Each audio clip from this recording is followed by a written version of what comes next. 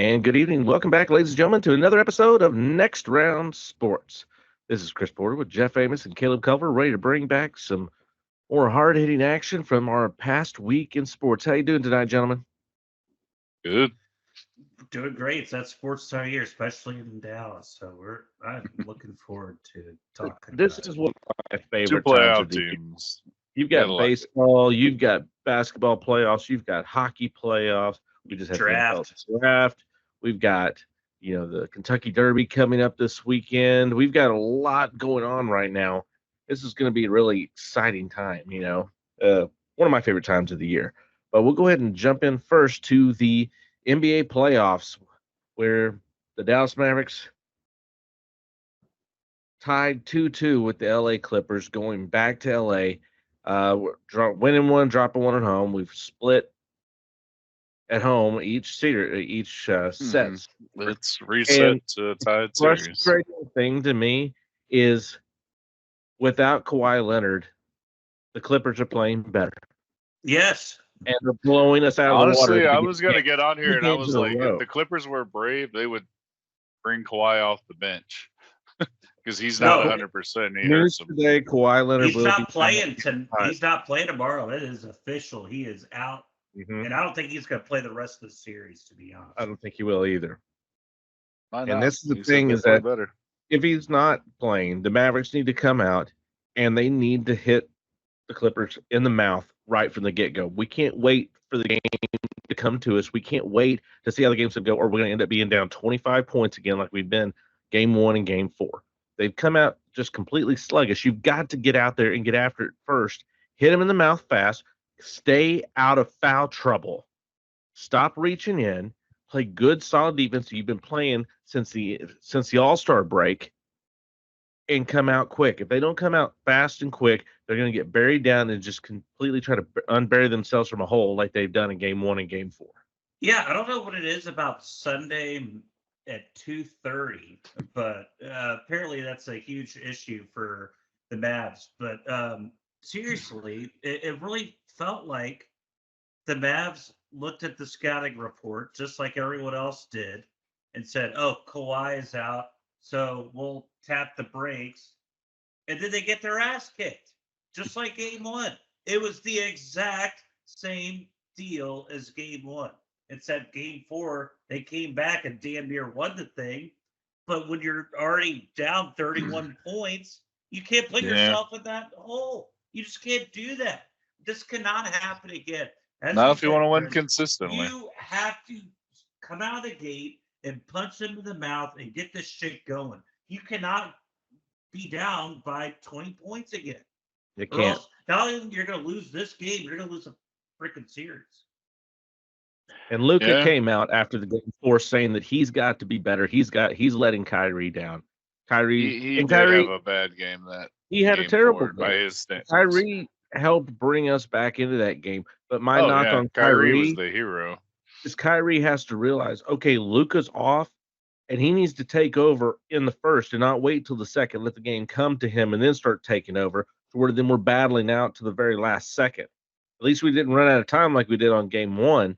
We were able to be in there until Paul George hit that amazing shot, 3-pointer from the corner. But Paul George was also on NBA Jam fire the entire game. I mean, you couldn't miss anything. Yeah, except for the third quarter. 7 of 10 from True, but he 3 didn't for Paul shoot that George. many. Yeah. 7 of 10, 70% from 3. He's not going to shoot that hot the whole rest of the series. He's not. It's just statistically, that's not. Yeah, 70. Yeah, 70s. Yeah, you can't do that. And They won't Harden, keep even that though up. he only took 5 threes, he made 4 of them. And another did. thing about this series or this game that came out of nowhere that I don't think is going to happen again, and I think people need to take note of this, is the fact that Terrence Mann made 3 threes in this freaking game. It's just like, what the hell? No one could be stopped. And it's not What was like it, these 17 were. threes I think they made for the game? It's not like these were wide open threes. No. I felt well defended by and large. By and large, yeah. I mean, this was just. I mean, if they're going to make that shot, you're just like, well, that's the game we're having tonight. Exactly. And with the threes, that's kind of just, I go, well, this is their game as far as shooting threes. They're going to be lights out. We have to just, take advantage when someone besides Paul George shoots a three and hopefully they miss and get the rebound, which they did as they built back. Kawhi was able to score, get us up by And they two. The took first the lead lead we in the had fourth in the game. quarter. And we took But the lead, 2 points. That's when Paul George hit that miraculous three. And then after that, Luka had 5 fouls, and James Harden took it to him from that point on and came down with his little floater, which apparently he only made like 25% of those floaters during the season, but he hit 4 in a row where I'm screaming at the TV, somebody step up and block him. And the big criticism that's come the last couple days all through Dallas Fort Worth is why Jason Kidd had Gafford and Lively on the bench during this time and had Maxi Kleba out there who took 1 shot. And the crazy thing, we know Kidd's not the mastermind here Well, at these things. and then what was they interviewed Mark Cuban here in Dallas? They asked him what the difference was. Is that we always have Gafford or Lively always playing at the same time. What happened? None of them are on the court in the most important situation. Like, how do you do that? That is coaching 101. And that's just what's so infuriating about Jason Kidd. It's just Kidd came out and said we weren't going to let him have the threes. We wanted to guard against the threes because the threes guess were what? They were making the three. Too. And after the Mhm. after that second little floater, he should have called timeout. He should have. Okay, if you wanted to leave Kleba in, that's What's the fine. thing? Kidd Take can't Donald make Jones plans out like that. and He's put not the Lively in-game in. manager like that. He's bad at it. He's Exactly. I'm proven agreeing time with and you. time again This he's is what bad should at have happened. If you want to keep Kleba in, keep Kleba in. Take Donald Jones out and put in Lively or Gafford. That will congest that middle. And when he comes down through that for that little bullshit floater, you have them come up, charge up right front before he can even get into his shooting motion and force the ball out of his hand. That's what should have happened. That could have stopped that dead in its tracks. But no, you Yeah. or at least get somebody else out on him. But Luka, I know they were forcing Luka to guard him where he was then just able to attack because Luka was wet tissue at that point. He was going to he didn't want to get that 6th foul, which I kind of want him just to go ahead and hack Harden down and get that 6th foul. And Get that would have hard. been coaching. He needs to understand that you can still be physical with 5. Yeah, well, it's he's not still learning indoor. that he has just learned that he can actually play defense now at the so he has just learned that. So I mean, I'll give him a little bit to kind of learn the whole concept right there. But I'll give him credit for game 3 on defense. he did. But that's the thing is that you can't expect that from him every game, and especially if he gets 5 fouls and he gets frustrated. And Luka, stop complaining to the refs. Stop. Oh my God! I was about to say official. That's his MO, unfortunately. It is. We've seen it countless times. Obviously, Luka's going to do this his entire career. We're used to it. But in the middle of a comeback in the playoffs, when he was doing that, it turns into a 5-4 freaking game. When he's complaining to the refs, it's just like, what are you doing? In the games that he overly complained to the officiating, was game 1 and game 4. And what happened? Sometimes you just have to put it out of your mind and play. You can't, okay, if the refs are calling something that day, then you just have to you can't sit there and bitch and complain about it. Just get over it, move on, and keep playing. Play the game. Put it out of your mind. You can't affect that at the moment. Let the coach handle it, which kid, but yeah. You're supposed to, as the player, you should just focus on the game and let the coach come after the officiating staff. He's the guy who's supposed to have your back. He's the guy that's supposed to go out there and get after the officiating staff. Unfortunately, our coach is Barry Switzer. Well, another thing that's weird about Kidd that I've never been a fan of is that he's not one to defend the players in the press conference. He's not. He'll throw them under the bus. Yeah, he doesn't care. No. He's like, not me. Well, that's the thing we talked about, what Kidd's bad at too. He never takes blame. He'll take all the credit, but he'll never take the blame. He'll always say it's somebody else's fault. Now I think we need to pivot into the Before we future do, of it's the now series. go. It is that hey, it's now 3-game series. I Yeah. mean, as badly as they've Mhm. played in 2 of the games, we're still tied 2-2. It's 3-game series. We know we can win in LA. We've already done it once. You just got to win one in LA. Hopefully, they can win tomorrow and bring Yeah. it back and close the series in Dallas. But they don't. Yeah. It doesn't need to go to a game 7. If it goes to a game 7, I don't feel as confident. No, I think tomorrow's the key. Yeah. And in my Well, opinion, yeah. And regardless they of what, got like a crazy 85% chance to win the series if they win tomorrow too. well, Mhm. I think the Mavs are still the favorite to win the series. In my opinion, this is not rose-colored glasses here. They're the better team. They're the better team in this series. Easy, hippie. Easy. I'm just They playing. they do Uh, have the 2 best players on the court. On a consistent basis, yes. Yes. Dallas my has the opinion, 2 they best do. players. When they go to tip off tomorrow, Dallas will have the 2 best players on the court. Agreed. Yep. The issue They is if need 3, 4, them and to 5 play. are that much better than 1 and 2, which we've talked Yeah. about I mean, you could before. argue too that this series should be 3-1 if they had come in playing like they should have. Oh, It should sure. be 3-1. Just one time. Just one But- time. The series It is should be over. 3-1 right now.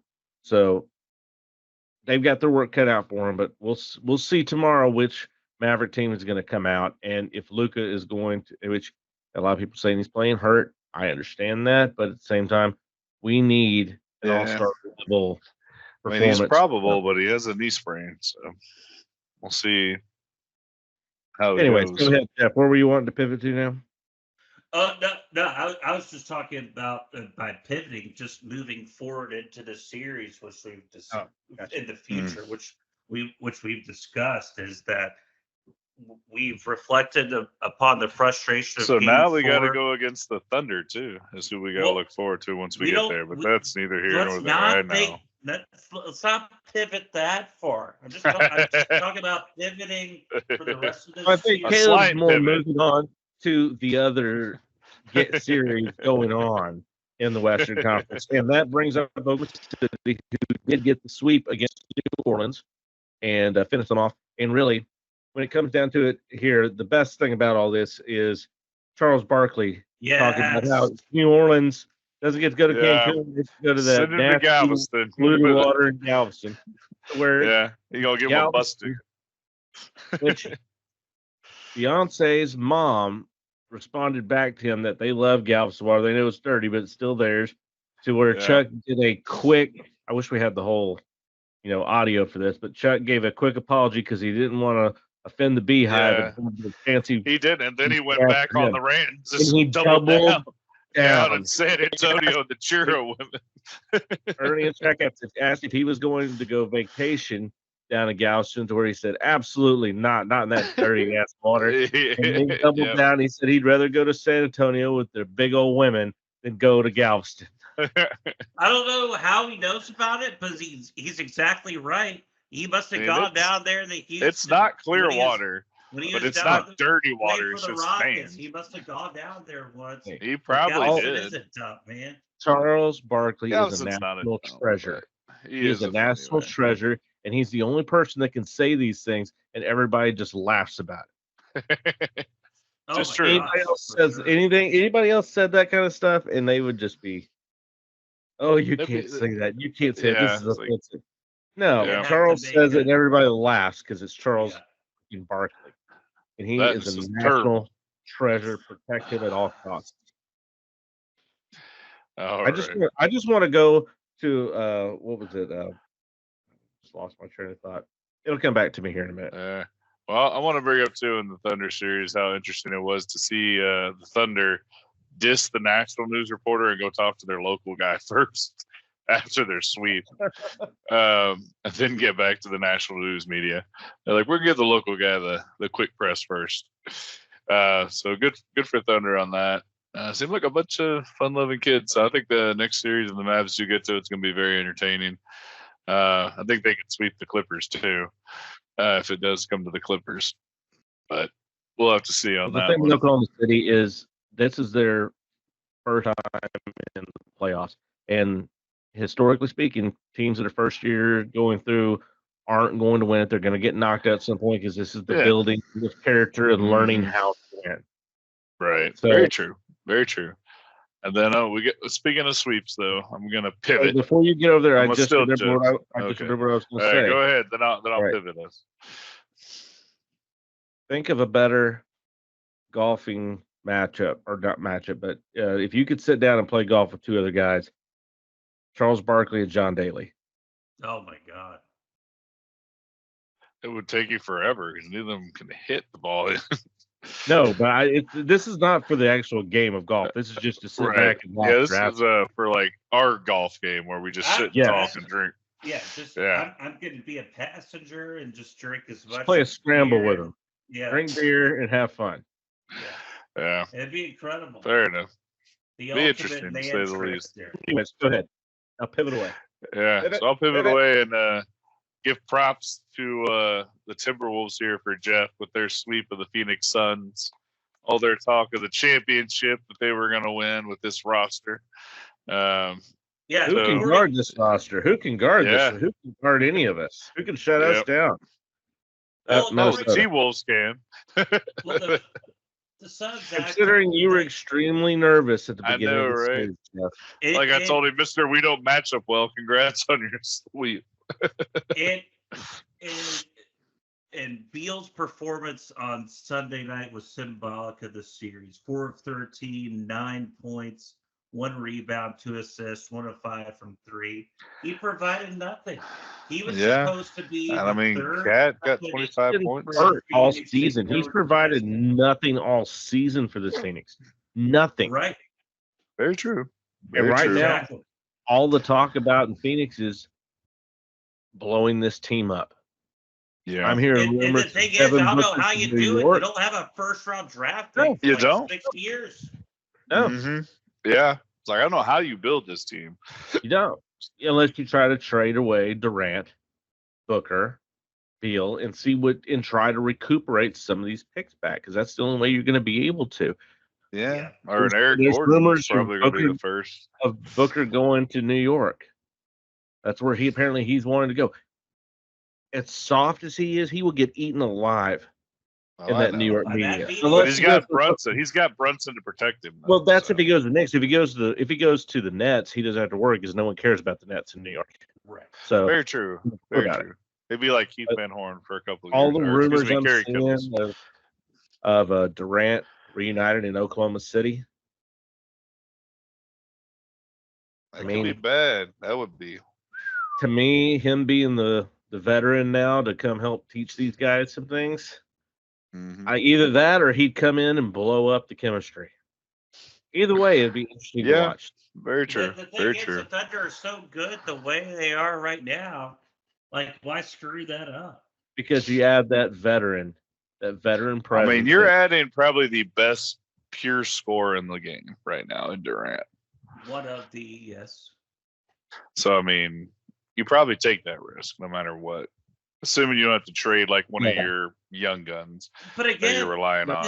But I mean, anyway, we got the Thunder already out of the way. We were on the Timberwolves, and I want to see the Timberwolves versus the Nuggets. That's the series I'm really looking to see. The collapse of the Suns, how much they suck now. How about the freaking Wolves? How about Anthony Edwards being one of the best players in the NBA? Except for his props he gave to LeBron. If you don't think he's one of the best NBA players, you're not watching basketball. You're simply not watching basketball. What about his off the court issues, though? I don't give a shit about his off the court issues. Jeff says he beat that woman, and I don't care. Fan. He is one of the best players. He's taking us to the promised land. No, I'm not taking anything away from him. He is one of the best players, but he's also got Cat, Gobert, and a couple of others. He has a good team around him with a great defense. He took this, particularly Game 4, on his back and said, I am fucking Anthony Edwards. I'm going to play fucking defense, and I'm going to score every fucking bucket. And Karl Anthony Towns had a huge game 2. If Ant had a huge game 4 too, then Towns gets the bucket and puts it back in. Because Gobert didn't played particularly well in game. So are you saying 4. that Edwards is Minnesota's Caitlin Clark? Right, bringing this down? She was just on TV, so I I was couldn't. trying to say a positive here about my team. My Yes, team winning they- a playoff series for the first Okay, time. so in one of the 20 best years, scores and then in you're her gonna bring sport. Caitlin not- Jets down. Not only did they sweep, but this is the first playoff series sweep by any Minnesota team ever. Yes, very it true. is. Very true. Yes, it Twins is. never did it. The North Stars and Wild have never done it, and of And course the Wolves the did. Vikings can't. So Yeah, even in the Yeah. Wolves in 04. it's the they first. I didn't mean, sweep first even ever series Denver sweep. went to 5 games. Yeah, exactly. That's what I'm saying. They didn't even sweep the Nuggets. That went to 5 games. So, Mhm. A gentleman's sweep. what's that? A gentleman's sweep. Oh yes, that Yes, was yes. a gentleman's sweep because Very true. yeah, they won. They lost that one game in Denver, and then they kicked their ass every other game. Yeah. So I I mean, say, but that's- I want to yeah, see so- that matchup. I want to see the Nuggets and Wolves. This might be Well, a you're getting- championship level You're matchup. gonna So get I'm to You're see getting- that matchup. I know. It's- I'm so happy. And happy. it's gonna, and I think this is gonna It's go must see 7 games. television. It's gonna go 7 games. We And might have, to, what- catch this at, do y'all we have might any have to early? catch this at Desperados every day, Joe. do y'all have early thoughts on the? Because it's happening. The series is happening, whether you like it or not. It's Yeah, so happening. Denver knocking out It's the starting Lakers Saturday. 4-1. Starting and- Saturday. What can you say about Denver that has already been said? I mean, Joker's the best player in the NBA, hands Mhm. down. He is. Murray could be hurt. That could affect probably through the series. This is going to Maybe, be. but he's got a couple days to heal too.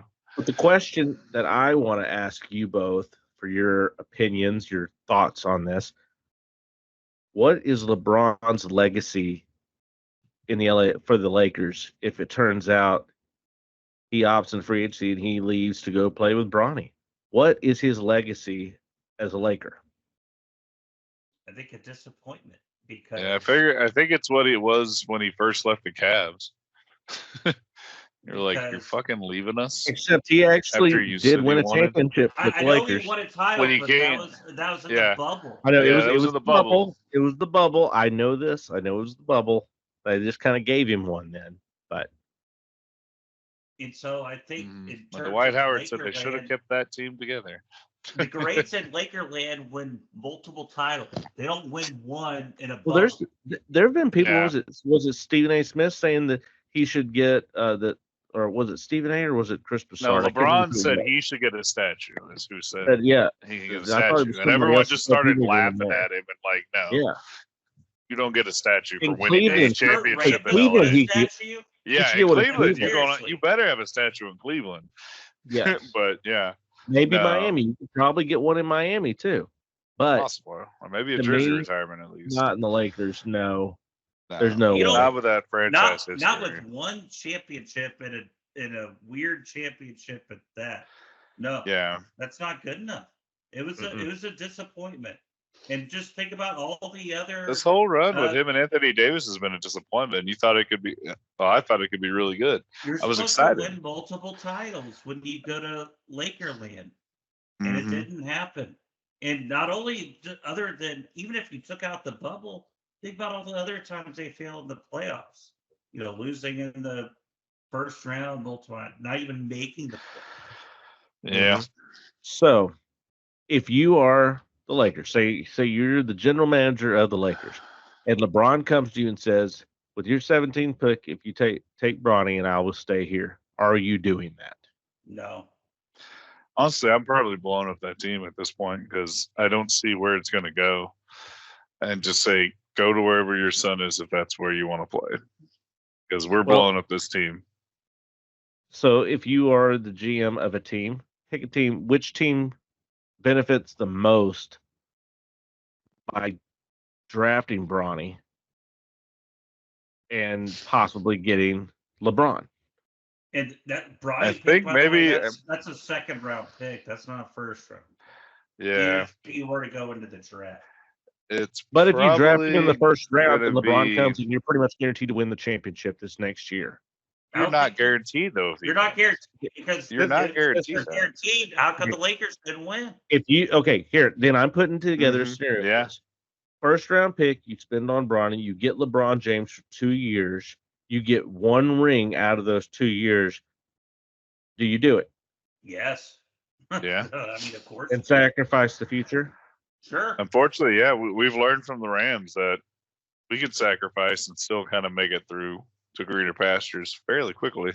Yeah. If we it just are smart. The issue with the Lakers is the Lakers are they're the Yankees, and it was a bubble championship. So Yeah. it's different. I mean, honestly, why not throw your hat in Milwaukee? You're gonna have a low first Well, rounder Milwaukee's not going or a second rounder.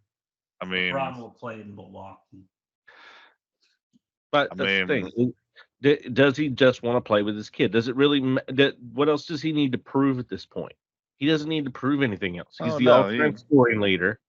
He's won rings, yeah, I think he's top 5 in most categories too. most So playoff points. He's in top 5 in almost every category. What else do you need to do? If all you want to do is play for yeah, your son, the only thing Jaden he can prove is be clutch, but he can't do that because it's not in his makeup. So it's gonna be playing with his kids what he's got to do. if you're like Detroit, you're not going to go get Bronny because what are you competing for? You What does could LeBron get need him. up You to? could get him in the You second could get round, him. like Jeff But said. what are you going to do? You're just doing that just to put LeBron to sell tickets. Which, if that's what you want to do, and he'll come to you, then by all means, sell tickets. You know, The Pistons would love that. Their arena looked pretty damn empty last year. they need another Malice at the Palace. Is what they need. That's what we need there. Mm-hmm. I mean, But you know, to me, if I'm gonna take that risk on Bronny, I need guarantees.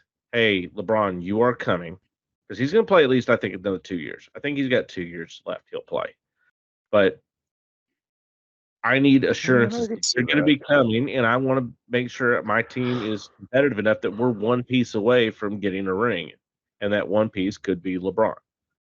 That's what I'm saying. Milwaukee or somebody like that. You're gonna have a late first I round, agree. basically second, and you're pretty well built to win the championship. So I mean, if it guarantees you Bronny coming in, and if you win a championship, you probably keep Giannis for his career. So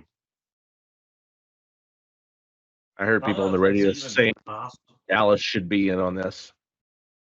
fuck no.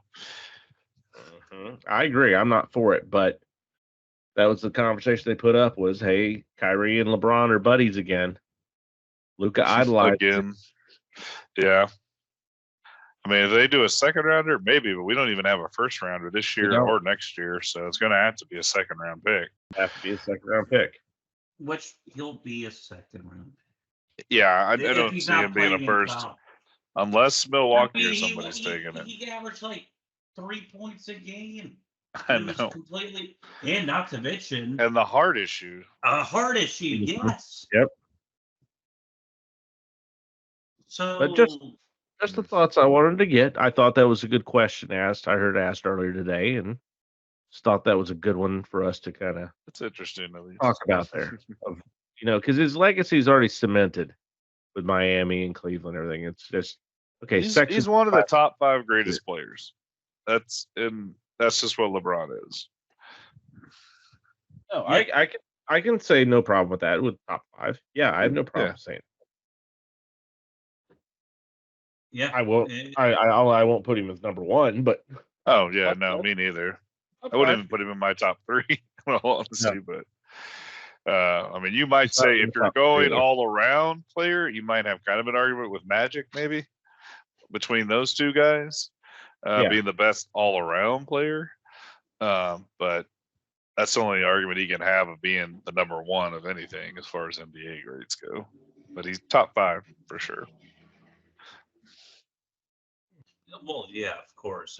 But I mean, we all know that the decision that cost him any chance of ever being considered the best player of all time, and he's going to have to live with that.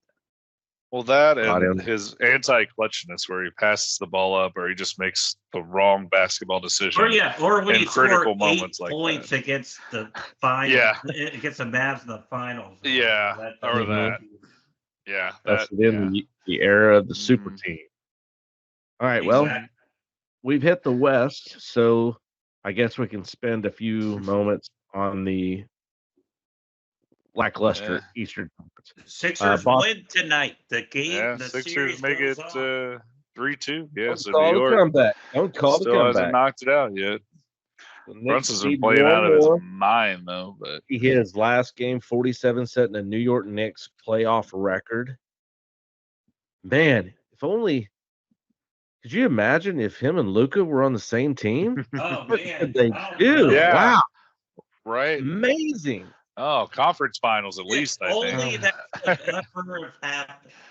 Yeah. Only, I mean, only in your Yeah, I mean, imagination, I guess. there's collusion though. We all know that was his dad and going to New York. And It was. They the should have paid bullshit. him beforehand. They shouldn't have drug out. They pulled the Dallas Cowboys, is what they did. They let They drug did. out, and he got away, which is exactly what Yeah, the Cowboys going to do to Dak Prescott. Just watch it happen. Anyways, which you'd be okay with. yeah, But I yeah. would. Then the other one with Orlando and Cleveland that nobody necessarily cares to watch. But this It's is a tied. competitive series. And the series and teams, yeah. Series, it's tied the score is right now in tied this right game, now. and it's The series didn't is tied all over. You didn't think Orlando could, stop the offense of Cleveland, especially with the way Donovan Mitchell's been playing this year. But they have. Very true. And Orlando has been playing very well And- offensively these games. They put up 120-something points one of these games. That's not in their MO. no. And this But I team mean, is, this is also an indication of Cleveland's defense. They don't have a defense. They're an offensive powered team. They've never had They've never had a defense. Oh, I know. That's what I'm the saying. thing Like they that are I all love offense. about this Orlando team is that they just built it straight from the draft, straight from college players. Very true. You Very never true. see that anymore. I mean, you got the Wagner twins, you got Banchero, you got Wendell Carter, you got Jalen Suggs from Gonzaga. Sounds like a mafia family almost. The Carter twins. No, they Banchero. Banchero, excuse me. I love how they just build it through not only the draft, but from domestic college kids. And you never see that anymore. And look what they're doing right now. Everyone thought with Donovan Mitchell and the way Darius Garland's playing, Evan Mobley, those guys are going to just take over the series. And then it's been stupid close. And the Magic have a great chance of winning the series. Yeah, so very true. It's a lot of fun to watch. Yep, they're currently winning right now. One of the more fun. Too, so yeah, they just took over. It was 85-85 for a while. Another game going on. The right other now. series, the Pacers Indiana and Milwaukee. Bucks, I think. Yeah. With Giannis still out and now Dame going down as well. See you later, Milwaukee, and see you later, Doc. It's over. Yeah. Bye. The only question is, do we give them a bus ticket to that dirty water because they gave up like the Pelicans did? No, they didn't give up. Or do we give them the plane ticket to Cancun? No, they just have to jump over a couple states and go to Lake Erie is where they got to go. Yeah, exactly. Make Chris Milton go to Cancun. He probably deserves. He's been carrying this team. He has been so far. But yeah, I feel bad for him. I feel bad for Milwaukee. It's a shitty situation to be in. And I don't know what you do. And this was really Doc's last chance. I don't think he's going to come back as a coach next year. That could be the best thing for Milwaukee. It's not having Doc come back. Good. I don't. It's gonna. I mean, honestly, because it would be crazy if the Lakers fired Frank Vogel for this year, or the Suns, fired Frank Vogel. Like you said, blow up that team, fire Frank Vogel, get your new coach, new team, and Frank Vogel goes to the Bucks. Sure. I mean, if I'm Milwaukee, I'd take Frank Vogel, definitely. I'm sure Frank Vogel would be on his knees begging to go to Milwaukee right now. I'm sure. Yeah, they I probably. would too after that dumpster fire there in Phoenix. It Oh, makes me so happy. Oh I'm yeah, I know. so Love happy. it. Love it. Oh, but already to Devin Booker, he has like 2 championship rings, so he's already got his rings, I guess. He's good. Yeah. And then the late game tonight, Boston trying to close out Miami, and Miami was able to pull one out. I was a little surprised, but they were. I don't even know how they sweep. They caught fire. But there's just not enough for them to knock out. And Porzingis is now currently out of the lineup. Yeah, I mean Butler's still gone from Miami, so true. But we knew they had no hope once he he is went next year. down, and the extent that he's going to be down, that could possibly affect them in later series. Yeah. Right now, for sure. Which team is the biggest threat to Boston in the East? No one, and that's at this point, yeah, no one. I mean, at this point, you might be looking at the Pacers. That might be the Pacers. It could be. I'm looking at the Knicks. To me, the Knicks are the biggest threat to Boston just because of the way Jalen Brunson has been playing. Man, it's possible. It's between the Pacers and the Knicks to me. I mean, I think with Pascal Siakam on the Pacers team now, and Miles Turner, they had such a hell of a year. I know it sucks that they lost having a hell of playoffs, but man, that Pacers team would be scary to me. With that being said, though, even without Porzingis, the Celtics will have no issue going against the Magic or the Cavs, or in my opinion, the Pacers or the Knicks or whoever comes out. That's the key word. Yeah, but it should. But then again, they've been known to overlook opponents in the past. And hey, let's not forget that the Sixers are still in it now. They are still in this thing. And they did, and they won this one without Joel Embiid. No, he without him practicing, he played tonight. He did play? Okay, I didn't watch the game, so I knew he was without having migraines. Yeah, he did not come in to shoot around, but he had a great game tonight. Scored 19, 16, and 10. Kyle Lowry did absolutely nothing tonight. But then everyone wants to talk about Embiid. Everyone talks about Jalen Brunson. But what about Tyrese Maxey, 46 and 9 tonight? That's talking about taking a team on your back and trying to win this series by yourself. It is. And the big three to tie the game at the end of regulation. In this overtime. Huge three. All right. Well, that's everything going on in the Basketball Association. We'll take a quick break and we'll be back here where we're going to skate on into the NHL's Stanley Cup playoffs.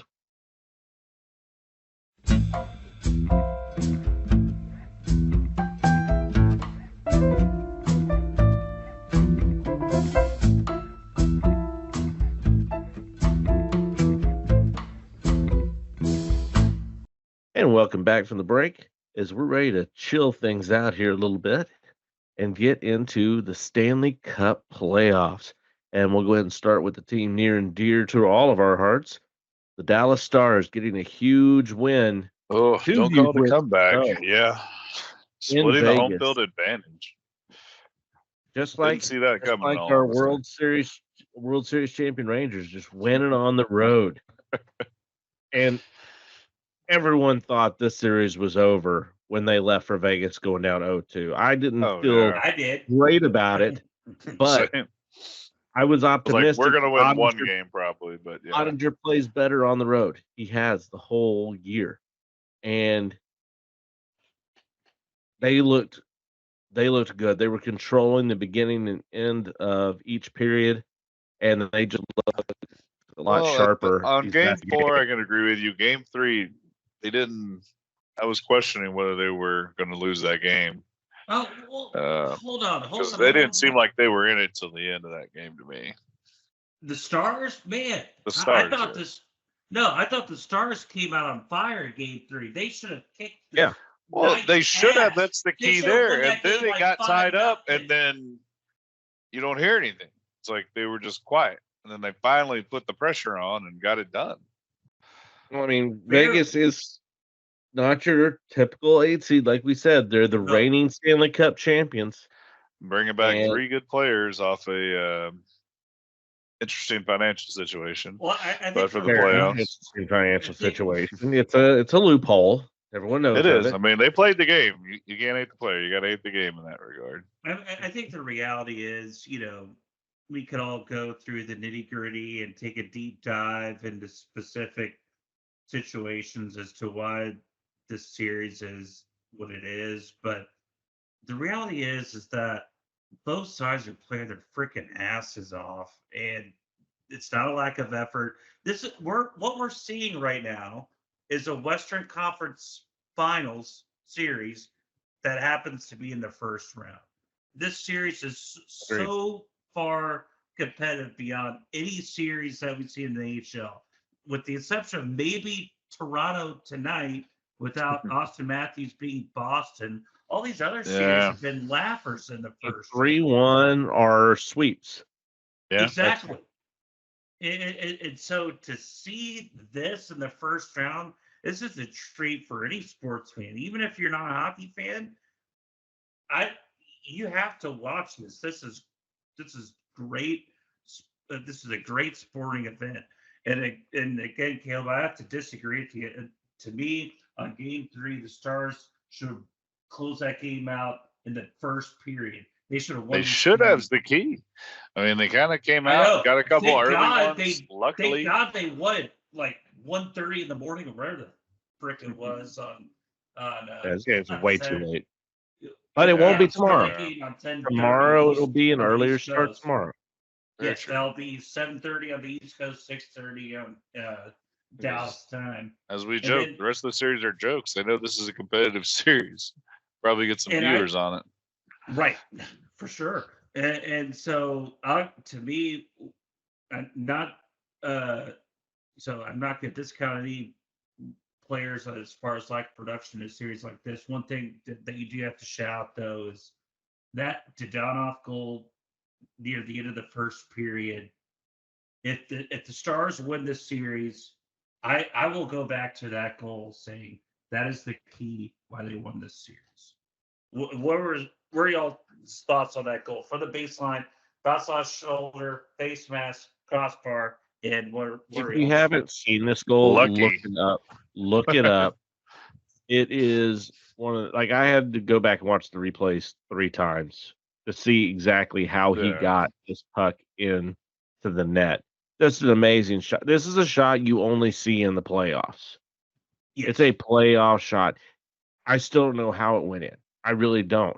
Just sometimes you get puck to go where you need it to go, and it slides through a hole that normally it wouldn't go through, and it did. And that's just the way it goes sometimes, the way the cookie crumbles. But it's an amazing goal. It is an amazing shot. To me, it was almost as amazing as the shot Paul George hit against the Mavericks. Yeah, I thought the same thing. I really did. It I was mean, on I the saw on that parallel. right side of the TV set on the baseline. Same thing. Yeah, really was. I mean But, that was an amazing what I think has goal. been a huge push for the Stars has just been the play of Wyatt Johnston. Oh my gosh, yes. Wyatt Johnston does not look like he's a 23-year-old kid out there after a 30-goal season.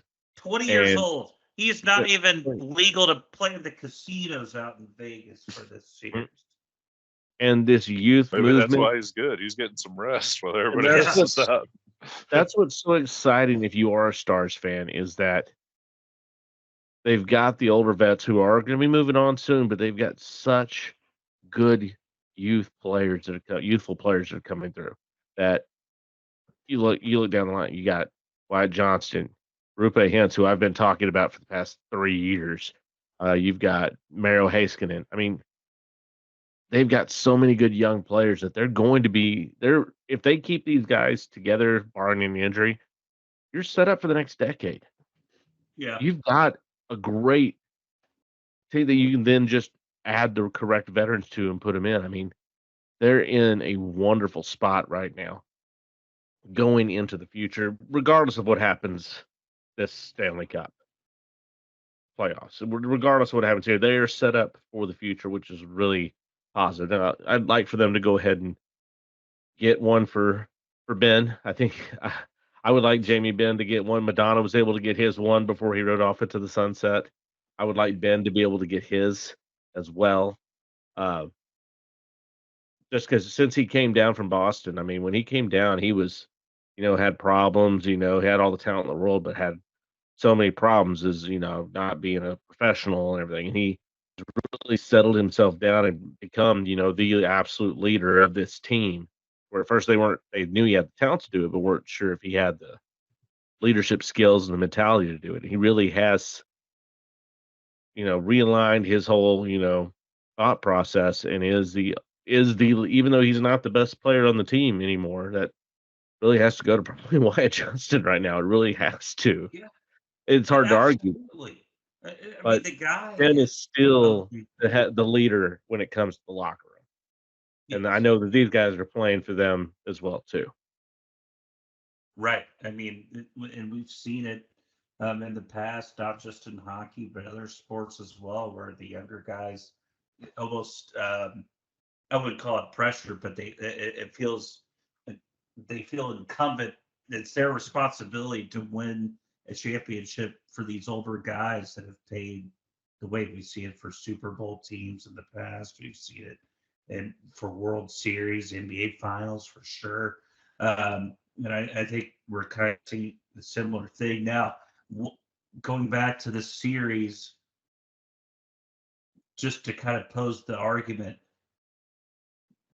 do we feel that even if the winner of the series, regardless of its, either side, Vegas, Dallas, are they going to be the ones that run out of gas as the series goes on, or do they have the feeling of invincibility? We got through the toughest series possible. We're going to get through any obstacle the rest of the way. To me, I think it's the latter, because this I think series they're is going to so run out hard. of gas. Okay. They're going to run out of gas because I mean, if you're talking Vegas wins, you've got guys they brought back for the playoffs. These people are not conditioned because they didn't play in the regular season. So I mean, yeah, you won a tough series, but if you go on, the longer you play, that's going to just wear you down. I don't see if the Stars win them being gassed with as many young guys as they have on this, and the way they've been able to keep it moving. I mean, I don't believe DeBoer will, like, if he sees some guys getting tired, he's going to change it up, switch the lines up a little faster, keep guys fresh. I mean, it's not like these guys are playing in a freaking beer league right now. Okay, they are. Yeah, there's injuries that happens. It's part of it. And Wyatt's not even 21 yet. No, exactly. He's not 21 yet. If he's gassed already at 20, what's he doing? Now I didn't get his name, but heard the story about this. One of the guys during warm-ups getting a puck to the head. Oh, You guys hear about this? No. One of the guys, because NHL players are not required to wear their helmets during warm-ups. A lot of guys do, but some guys don't. And I can't remember his name. We'll have to look it up maybe during the next break. But took a puck to the head during opening warm-ups of the Stars Vegas game the other night. As the old joke against hockey players goes, no damage done. Nope, he was still ready to play. He still wanted to play in the game. Yeah. Yeah. And so what's crazy, and then not to bring it back to the Mavericks, but we'll have a situation to where we have the Stars playing at 6:30 Dallas time, 7:30 Pittsburgh time, and then the Mavs playing at 9:00 Dallas time, 10:00 Pittsburgh time tomorrow night, and that is what a huge Dallas sports night that is. And thankfully for you, Chris, now granted, it sucks that you're gonna have to stay up late or just call it a night and catch it the next day. But at least you have the opportunity, if you so choose, to watch those. I will. I Very plan true. on it right now. I'll have to have an extra cup of coffee tomorrow. Late cup of coffee. That makes Yeah. right. But Well, the only thing I was just going to say is that with the exception of this Boston Maple Leaf series, there's really been nothing intriguing for me. The only thing I'm a little surprised with is the Besides fact the that domination of the Canes, I'd say. well, also too the dominance of the Avalanche over the Jets. I thought Winnipeg would be a team that we'd have to deal with later I on. thought that was going to be the best series here in the first round. I really, truly did. And I thought so Colorado too. has completely put their foot down and shown you that they're going to be a force here in the playoff. And And Weird I'll Avalanche. I'll bring on Mhm. Colorado again from what I saw in the regular season. Let's go. I'm ready to yeah, take on that. they don't scare me. No, they don't And scare then me either. and Edmonton over LA 3-1 right now. Of course, Edmonton's Edmonton, but they're not a scary team to me. Uh, Vancouver 3-1 over Nashville. They're currently playing right now in the first, no score. But there's your teams in the West, and then I'd go into depth in all these, but I haven't watched any of these games, so I can't really give you much insight as far as that goes No, right now. exactly. But I'm not gonna lie, I haven't either. It's just that it's amazing. Well, they haven't been entertaining. It's been one Yeah. team getting 6 or 7 goals a game. They've and just been blowing the other one laughers, out. and then, like I was saying, you have essentially a conference final game in the first round. So Yeah. Which it is what it is. one of the last games that, which I heard this on the radio, so I have to fact check me on this. That I think the last game against Vegas and Dallas was like the highest scoring, not the highest scoring, but the highest rated, had the most viewers of any hockey game in the playoffs this year, maybe. Or Fair there's some enough. other Then stat. There's some I other believe stat it. that they said that it was like one of the highest view or most viewed hockey games. I don't know if it Yeah. was this year or like the last 10 years or something. But it's starting to get some publicity. I think that's what's also bringing it, as good as this series has been, why they want to have it a little bit earlier, tomorrow, to actually kind of showcase it a little bit more. Well, yeah, there's fewer games now as these teams finish their laughable Yes, series. they can now remember that Dallas is not in the Pacific time zone. right. Mm-hmm. And so the only thing really that was going against the game last night was the Lakers Nuggets, and then even though that was an interesting game, that was Game 5, and we all knew that the Nuggets are going to win the series anyway. I mean, this is top notch playoff hockey, and you don't know who's going to win the series. Mhm. But this was much more captivating to watch than that series for sure in my mind, regardless if you have a vested interest in the Stars or the Knights. All right. Well, there's our little quick dabble into NHL. We'll take a short break and we'll be back with our thoughts on this past weekend's NFL draft.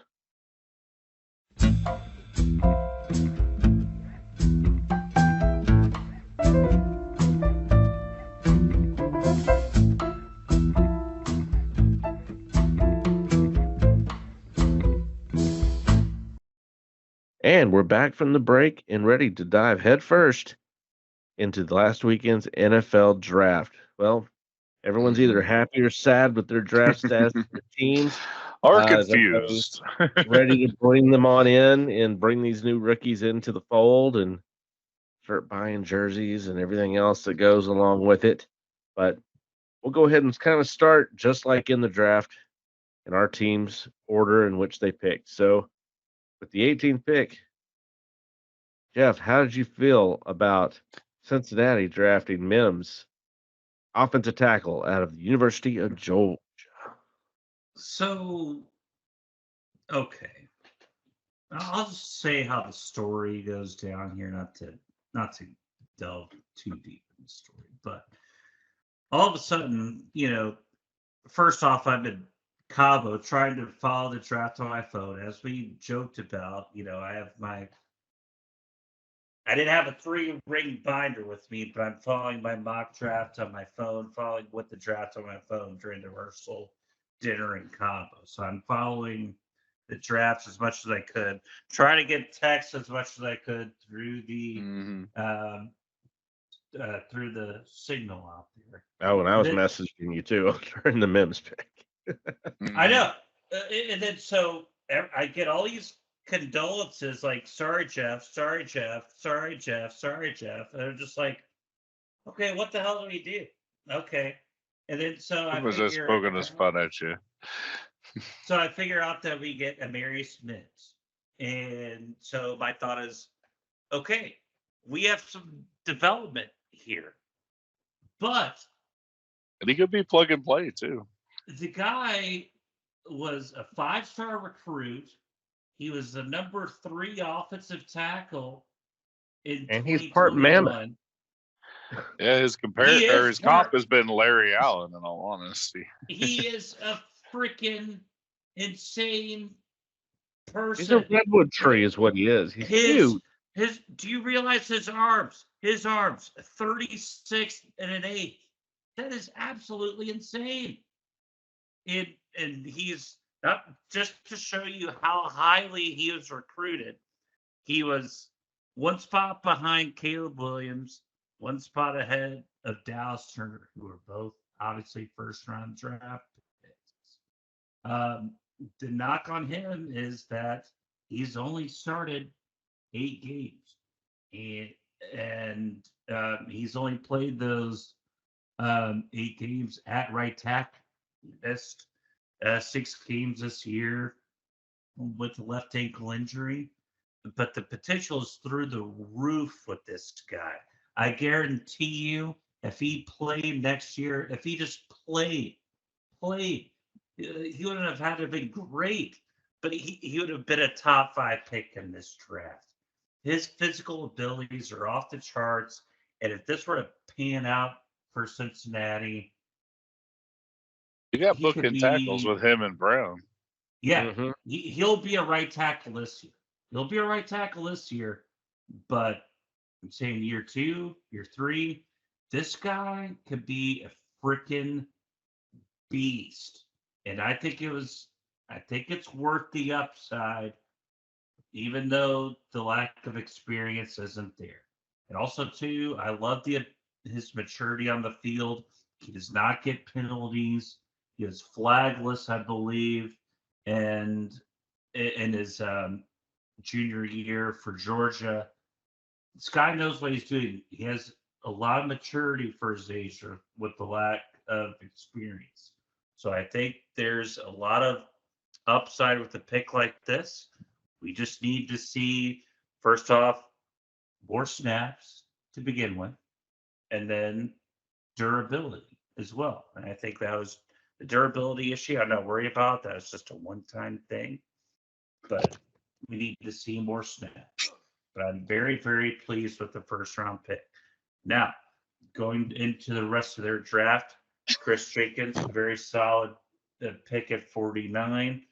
You know, me personally, I'm not high on taking defensive tackles too high in the draft. I would probably wait a little bit. McKinley Jackson was certainly a reach at 97. You needed a nose tackle, and he was highly rated. We needed defensive tackle help, but I wanted to see defensive tackles that had pass rush ability. We did not get that with these picks, unfortunately. Jermaine Burton, to me, solid wide receiver, but he's someone that projects more as a number 3/number 2 wide receiver. So I'm not sure if we got the replacement for T. Higgins that we needed in this draft. We got Eric All as a tight end, Taryn McLaughlin as 2 tight ends, which is fine. However, then why did we re-sign Drew Sample? Why did we get Mike Gesicki in free agency? So to me, one of those guys is going to be cut. I would say the one steal that I believe we did get was Cedric Johnson on the edge out of Ole Miss.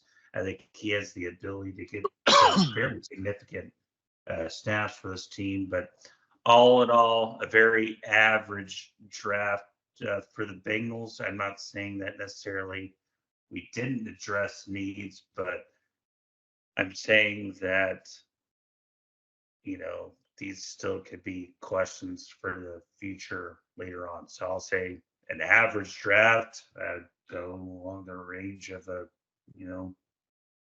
B minus to a C for this draft. I'd give you a solid B, good sir. You had a pretty good first 3 rounds, I think. Even if you reached for McKinnon a little bit. I mean, from what I've heard of Burton, he could potentially be great. He's got off-field issues, obviously, but I mean, he averaged 20 yards per catch. That's pretty good. But the thing is, we still don't know enough about him yet. There's still a lot of tape to be seen on Jermaine Burton, and to me, he is more of a 4th round selection, and I just did not see enough from him that warranted the 80th pick in the draft, and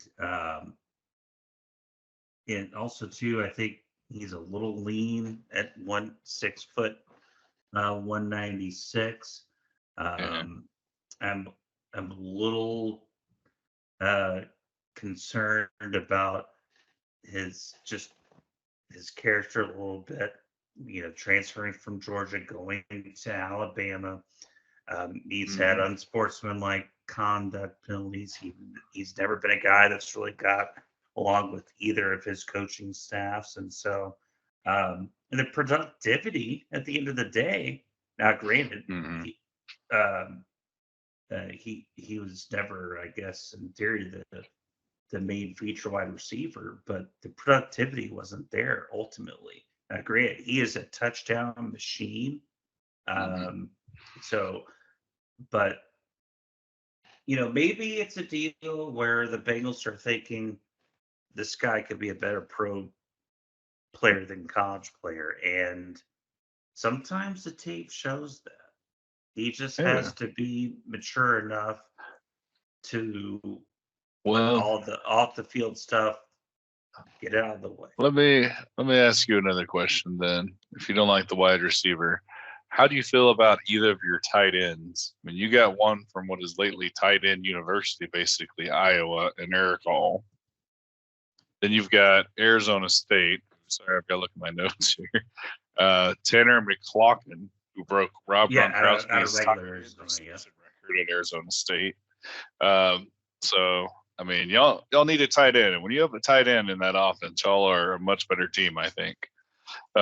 So, you like either of your tight ends that you got? Well, it's interesting,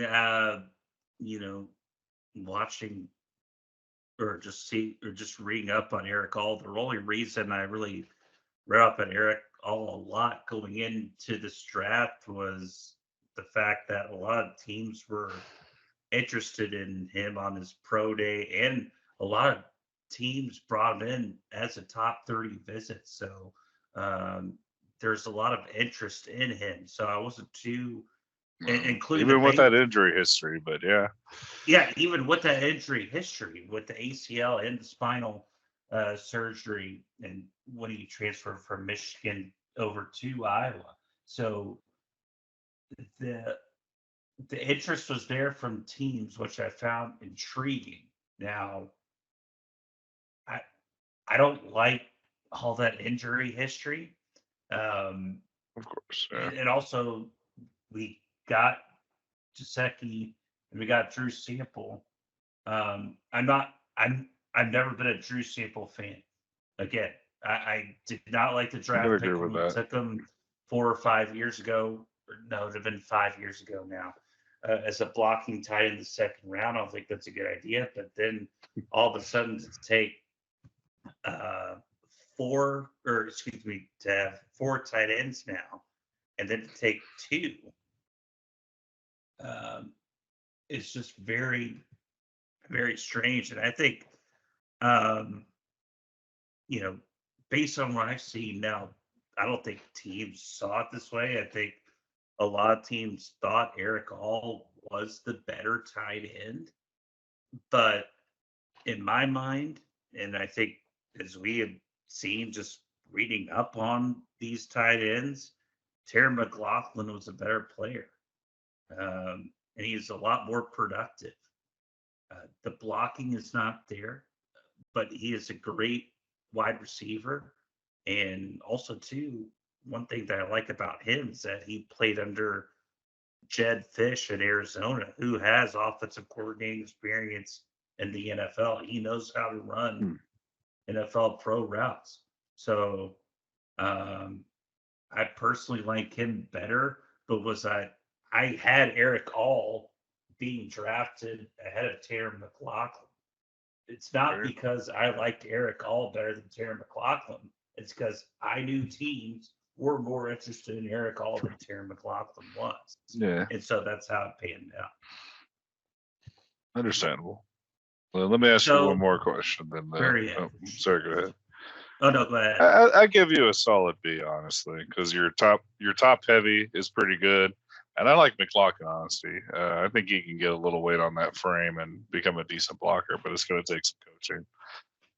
Who do you feel is your steal of the draft? I don't think we really got one.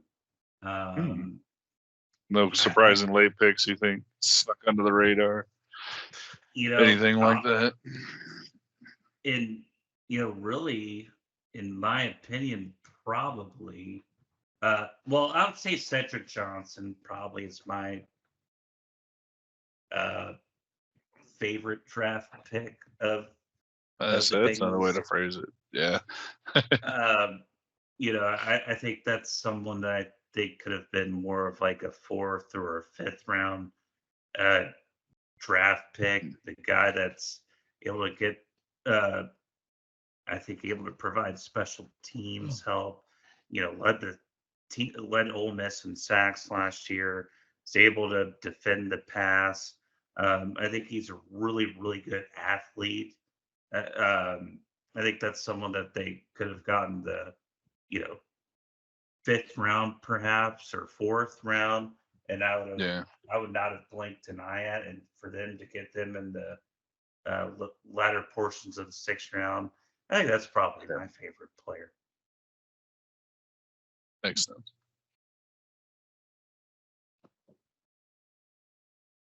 All right. So who's next?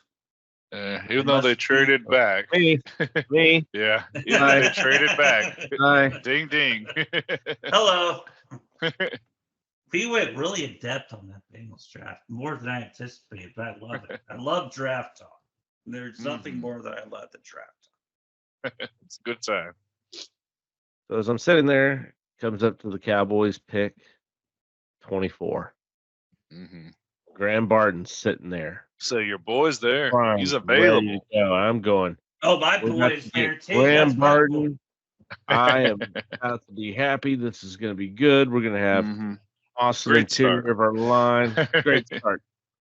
The Cowboys trade back. Okay. Okay. That's fine. Hey, we found the draft compensation. We're able to get another 3rd round pick. Okay. They recuperated their pick from getting Trey Lance. Okay. 2 picks later, Tampa Bay selects Graham Barton. And I sent out a FU as loud as I could. I was pissed. Then pick comes around at 29 that we got from Detroit. And Guyton was still on the board, and they were able to get Guyton out of Oklahoma. And I was okay with it. I go, okay. Solid pick. He's solid. He's still got a lot of work to do. I don't think he's, I agree, you're right. And they should have done, I agree they should have gone Barton. Like you've been saying. But Guyton's at least a solid pick. Guyton was solid. Just to me, I'd rather have the best center than, the 3rd or 4th tackle. But hey, it is what it is. I'm okay with the pick. His dad's a huge Cowboy fan. Yeah. So his dad was going crazy. Yeah, you answered my question.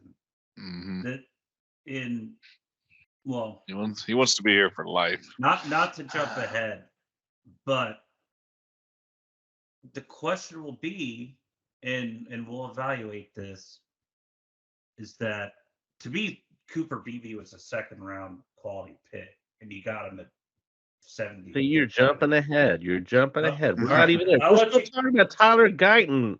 Good Okay, grief. sorry. Have a Sorry. break. Sorry, are you a Cowboy fan? Are you leading this part of it? No, sorry. Call me your tits.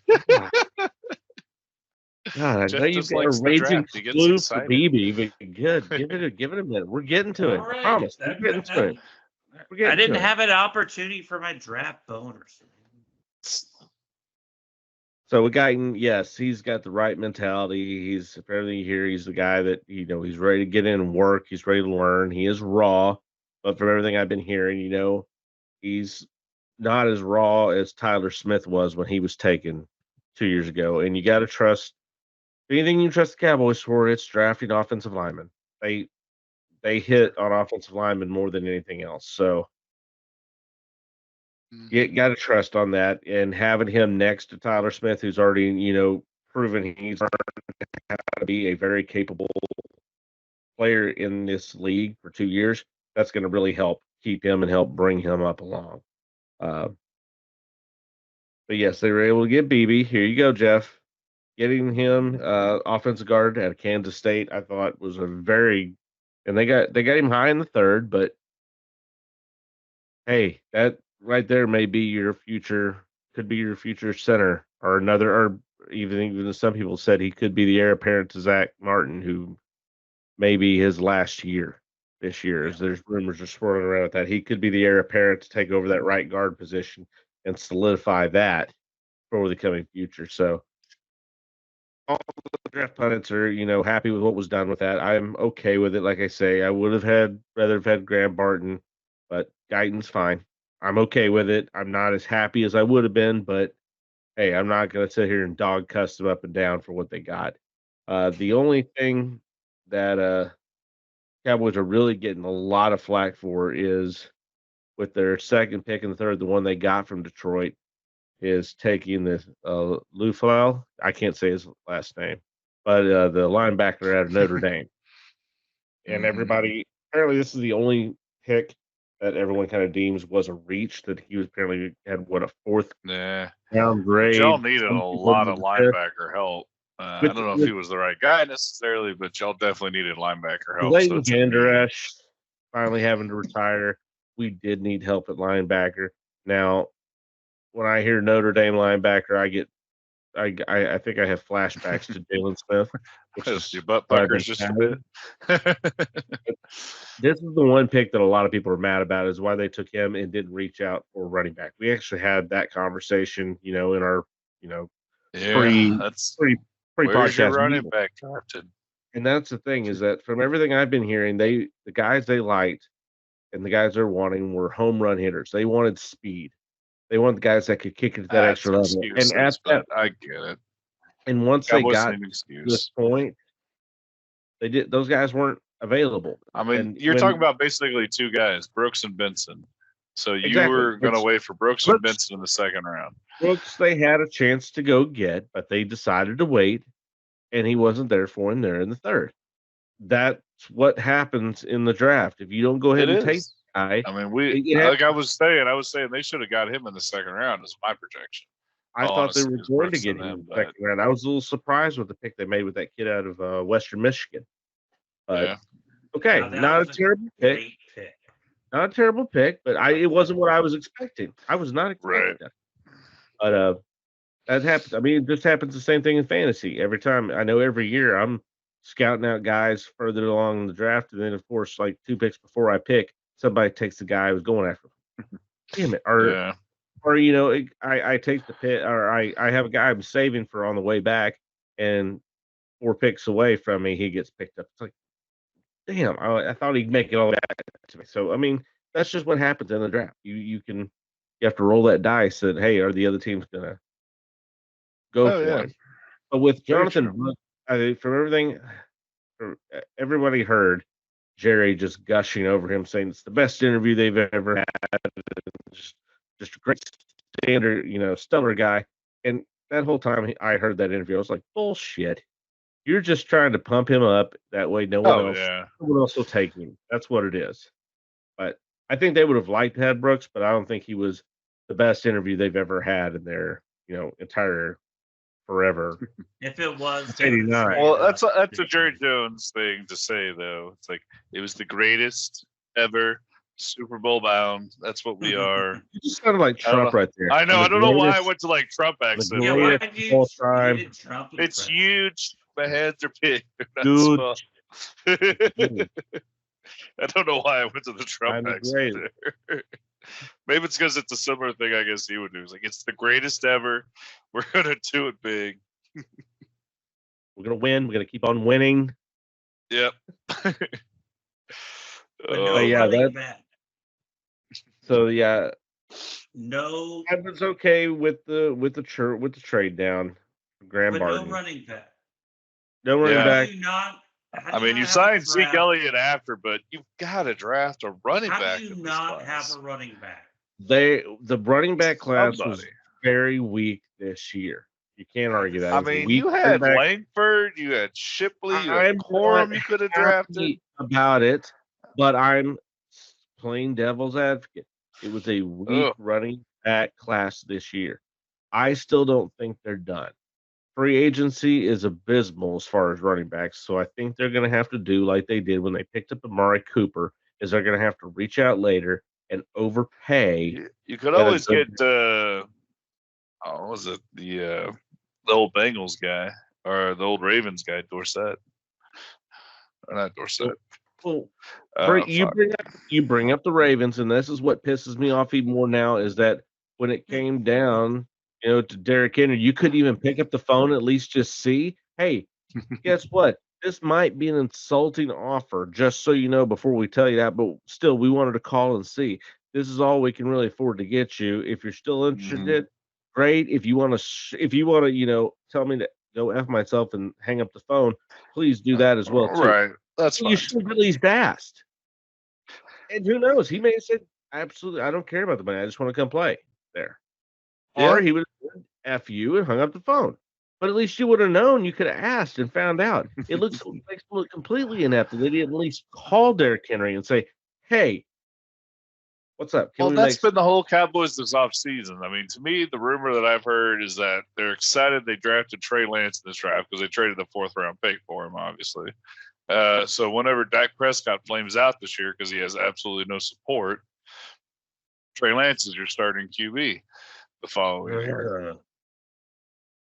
Which would suck. I would still rather have Trey Lance than Mitch Trubisky. Yes, or Zach Wilson. Yeah, obviously over those guys. But yeah, I just that's why I feel like out of all three of us, I feel like your draft is the weakest because you don't have a running back and you just needed one so badly. You had to take a shot. You had to take that shot. No, we got Rico. We have Rico Dowdle. Oh, we'll be all right. Gosh. we got Rico Dowdle. We're good. It's on. The issue that I have and Elliott is that now. And Elliott. Yes, we have Z. We signed. What's his nuts? Z. That's what's. No, we signed. He was with the Rams last year. Royce Freeman. Yeah, we signed. We got Royce. We got Royce Freeman. Oh. So there you have injury. 4 running backs in a lot of people's board that had top 100 grades. I didn't see anyone out of. Hey, we're waiting on leaves. We're just waiting on leaves to fall right now. We're just waiting on leaves to fall. Spoken like a true Cowboys fan. You gotta wait for the leaves to fall. I didn't see anyone that had Maris Leopold. Those leaves have not fallen yet. Those leaves have not fallen yet. You have to wait for the leaves to fall. Have you not listened to Jerry Jones? You have to wait for the leaves to fall. They're waiting for leaves to fall. Damn it! We need leaves to fall. It doesn't matter that AJ Brown signed for $32 million a year. That doesn't matter. It doesn't matter. Amon-Ra St. Brown signed for $30 million a year. No, we're still waiting on leaves to fall. We got leaves. We're waiting on the leaves. I guess you could How call do you- Dalvin What don't Cook you up and see if understand he's got about any the tread leaves on the falling? tires. Leaves falling. Chris, how do you do this to yourself? You just put yourself through all It's the this cowboy misery. methodology. Sorry, you're I a Then boy. again, I put myself through 30 years of misery, so who the fuck am I to say? Right. It was like, we have Exactly. nothing else You're to a Bengal fan. I mean, come on. Yeah, I know. You still support Chris Collinsworth. I don't know why, but you do. And he touches little girls. Not true. Yeah, it is true. It's true. He's creepy. I don't see a police record. That's because Oh, he's yeah. got something on the ABC exec or the NBC exec. Get your One of them network. companies. He's got- One of he's- them letters. Got something on him. You know he does. He's got something. Like he's got pictures of all of them on Epstein's Island. It's got to be. It's the only reason why he does the job. Uh-huh. Anyway, now it's time for one of my favorite drafts that I saw, or that, in my opinion, that I Some rose-colored glasses there, good sir, if you're talking about the Ravens draft. like one of my top three. Raven. One of my top three draft. I Call- would say top three draft classes, which in my Oh opinion my included gosh. the Ravens, Steelers. Well, let me and Chiefs. get it down. Let me go down the people so the people know who we've got. Let me run this thing over real I quick. love So- us over here. Like, are you a Ravens fan or a Bengals fan here? Sounds like it. Nah. I just think these great picks. So, like I say, I gave him an A for the first rounder, Nate Wiggins. Mhm. I didn't like the pick at first. Once Guyton went off the board, I was like, we need to trade down. I thought we could have possibly got Wiggins in the second round. Looking back, though, that was a good pickup. We needed QB depth. Wiggins is not a project, as my friend Dre recommended and said. So I think he could be very good. He's got to get a little meat on the bones, as they say, but overall, great pick. The second round. What cornerback doesn't need a little meat on the bones? Cooper DeJean. But yeah, baller. He's a tackle machine, I should say. Our second pick, we went with Roger Rosengarten. I gave that kind of a B plus A. As he's a good tackle, and the famous stat is he allowed 0 sacks over his college career, as they famously tout. But just be careful when you watch his Michigan game tape, because the championship game, he did not look good in that game. No He was one getting looked bullied. good against Michigan. Especially against Washington's team. So we're really hoping he's a plug and play guy coming in, because we need the tackle. And the way the rest of the draft board fell. Oh my gosh, the way the rest of this board fell. Like I said, we did pretty good in our top three. Like I said, I gave us another B plus with Adiza Isaac, with the O-line depth. We lost a lot of pass rushing and edging, so I thought he was good. But then's where we kind of get into the weeds a little bit with Devontae Walker for me, wide receiver. I still gave it a B because we need wide receiver help. But he's kind of a one-trick pony. He's a deep threat. He just runs the ball. His yards after catch are horrible. He's usually tackled very quickly, doesn't break a lot of tackles. Doesn't have a necessarily explosive route tree. I don't know. It's at least they went away from the old Ravens history of drafting players with a lot of drops history as far as wide receiver goes. Again, I mean, I would have preferred like a Mason McCormick who went to the Steelers as an interior offensive lineman there, or maybe the safety Malik Mustafas from Wake Forest. We need safety help so we could move Kyle Hamilton around like we like to. So, I mean, that would have been awesome there, but as it was. Then we go to our still of the draft for me, TJ Tampa, QB out of Ohio State. Yes. Definitely still of our draft for sure. Like I said, good size, range, ball skills. Little footwork needs to work on, but great pick. Then we get back to the not so good stuff. And this is the part I really did not like for the most part of our draft, is the latter half. Rasheen Allen. I gave that pick. He's a running back out of Marshall. Rasheen Ali out of Marshall. Yeah, Rasheen Ali. I gave that a C. I mean, anytime running back has a double whammy of injury issues and ball security issues, get me the fuck out on that guy. But I don't know. The Ravens like to draft running backs with injury histories, apparently, as Dobbins would attest to, as Porter likes to remind me of, as he keeps disappearing behind his background. 100 rushing yards last year. But yeah, I mean, I don't know. Like I said, I mean, when you got ball security and running back stuff, just count me out. I mean, again, I'm going to sound like a broken record here, but why couldn't we have taken Trevor Keegan, the guard out of Michigan? Or if we did want a running back, why not Keelan Robinson from Texas?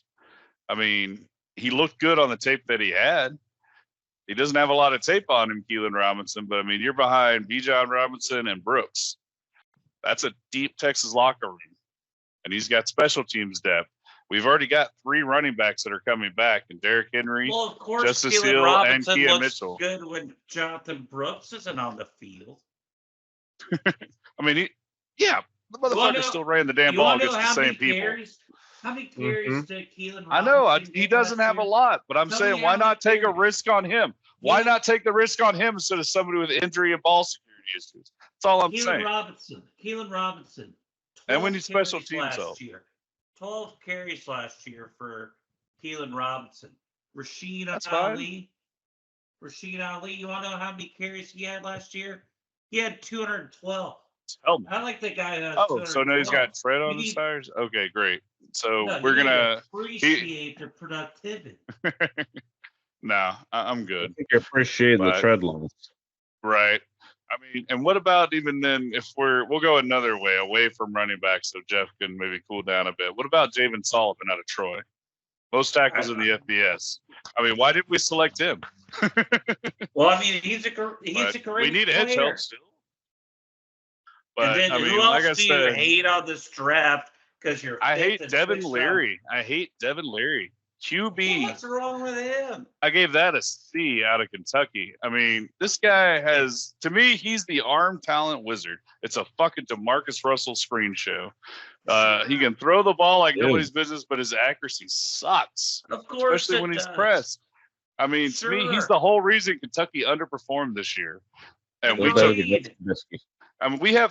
have 3 QBs. We don't need more depth at QB. We're good. I think he's your backup quarterback. I think he's great. He could highly make the team. That's what the likely projection is, at least as QB3. But you're telling me we got a QB3 before we drafted our second offensive lineman in this draft? Look, before our second offensive lineman when we needed that help? Priorities.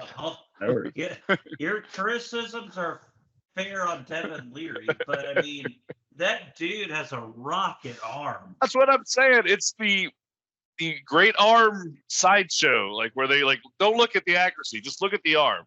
Don't look over here. Look in this hand. It's a magician. We're having fun here. Fair enough, but yeah. Then we finally take at least a center.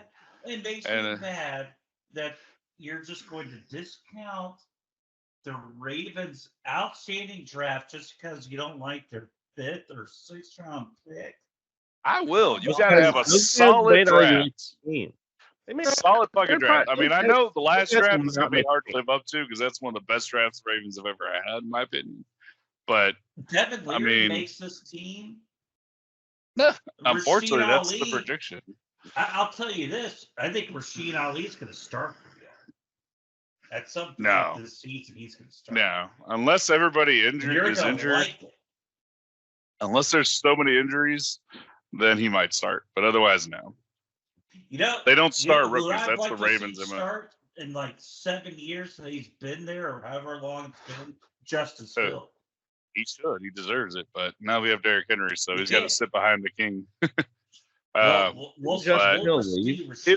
still have 2 more players, so let me get through these 2 guys real quick because they are 7th rounders. But we finally got Nick Simic, who I like, and he fits the zone scheme which the Ravens run for offensive linemen. So I gave that a B. And even Kane, safety out of Purdue, I gave a B because those are needs. We need those needs. We need the depth. And Kane's a solid tackler. But the fact that we take a running back, like I said, with fucking injury issues and ball security issues, which drives me fucking nuts to have both those in the same fucking player. a QB3 before we take a second offensive lineman when we knew we needed fucking help at offensive line this draft. It's like the Cowboys not going in and drafting a running back. It's just stupid. I guess the only thing that I'll give you remote credit for is that maybe you could have drafted more offensive line, but with the way the draft fell, it did fall. Like I say, I don't think anybody really fell to us. I commend this Ravens front office for doing a hell of a job. I think this is a solid draft. Don't get me wrong when I put these players down. I think this is still a B minus type of draft.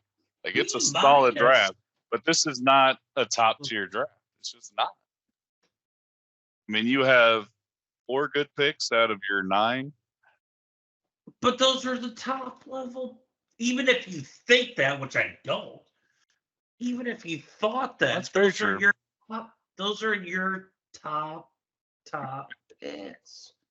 That's true, which weighs them a little more heavy. Yes, it does. Oh, what's that? So, anyways, one of the things I wanted to bring up here about the draft is 6 quarterbacks taken in the top 12 picks. Wow, that's the most quarterback record, taken, record of all time.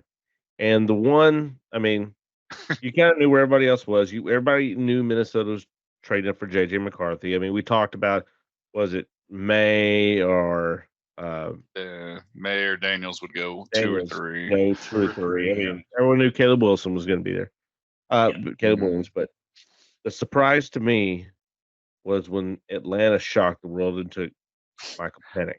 Oh yeah, that's the shock of the draft. I mean, I hope if you had the Falcons, if you had a friend who's a Falcons fan, that you checked on them after that pick to make sure they weren't trying to like off themselves or something, because that's just ridiculous.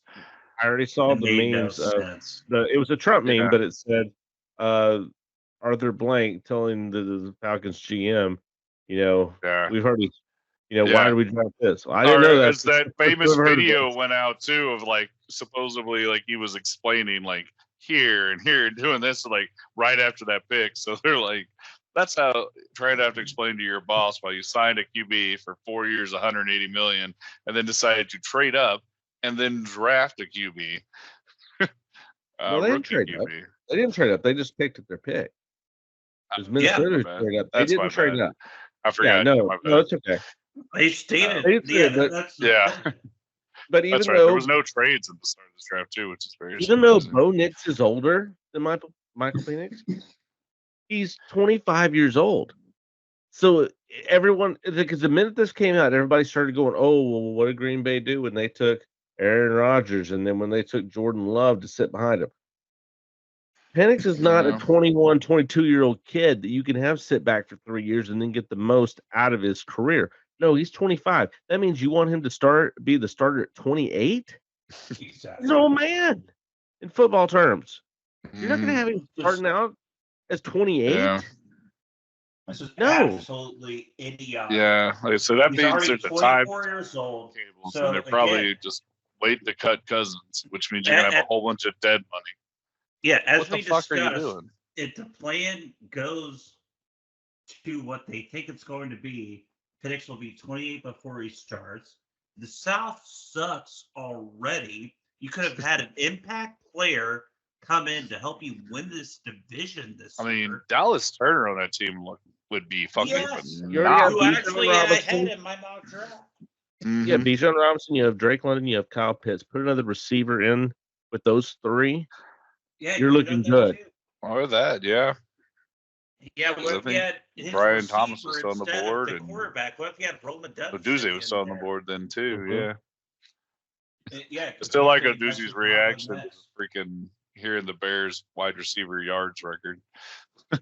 You had an opportunity to win this division with this pick, and you said no. Yeah, we'll pass. This is idiotic. Not to mention, this is what gets GMs fired. Yeah, not to mention the player itself I have serious issues with.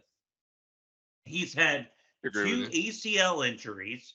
He's had season-ending shoulder surgeries. We don't even know the health of this guy, much less him being already 24 Supposedly years they old. do. Yeah. But also he's got to learn to handle pressure and blitzes better too.